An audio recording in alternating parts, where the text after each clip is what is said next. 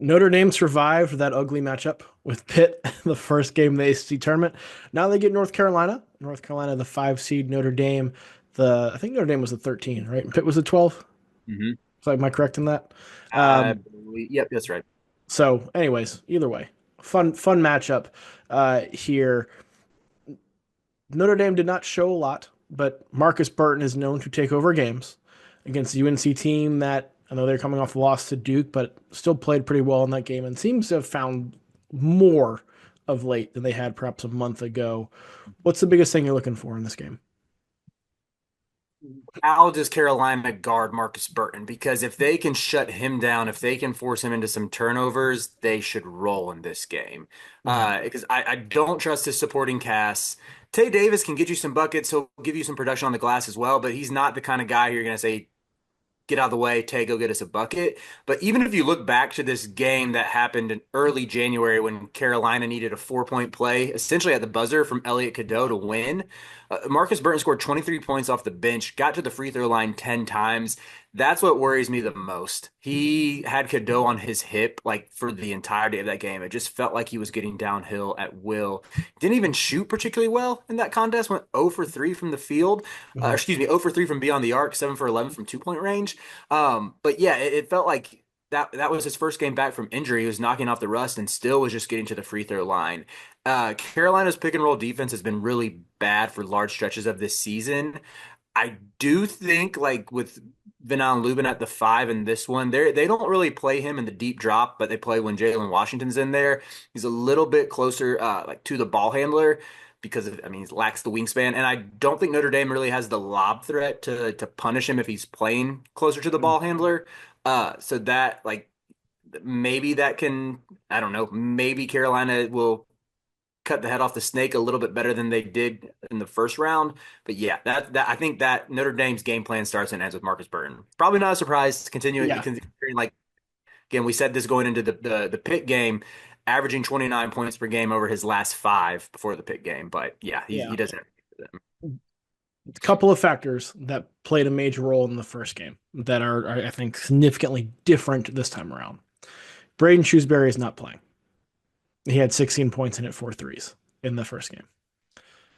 Seth Trimble also did not play for North Carolina in that first game, and RJ Davis only had 8 points. They only had 8 points. Wow.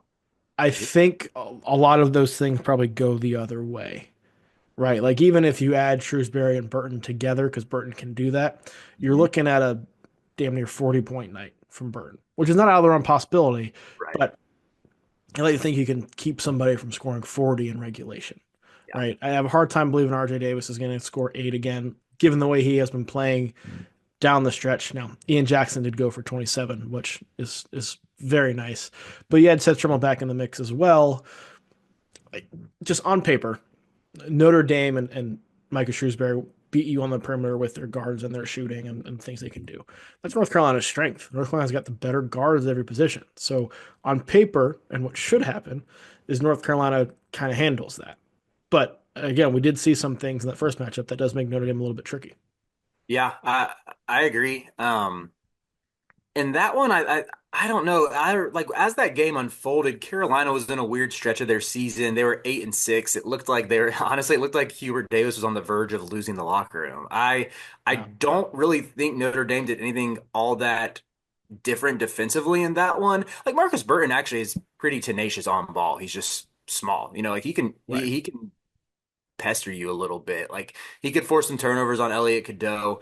I think I attribute a lot of that game more to like bad shot luck from shooting. Like Drake Powell was 1 for 6 from three that game. RJ Davis missed all three of his long range attempts. Really, the only like good luck Carolina had was Cadeau hitting that 3 pointer at the end for the 4 point Yeah. play. Saved Um, them. yeah, yeah.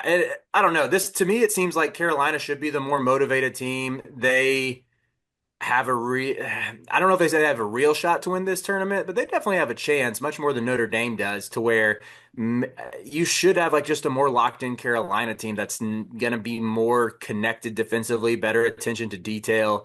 And I just don't really like when you look at the games that Carolina played going into the Duke game, they were murdering teams of Notre Dame's level. Mhm. And their offense was really clicking. They finished the year ranked fifth in the league in offensive efficiency, which I know you're probably like, okay, who cares? Like the ACC's ridiculously mid. That doesn't mean anything.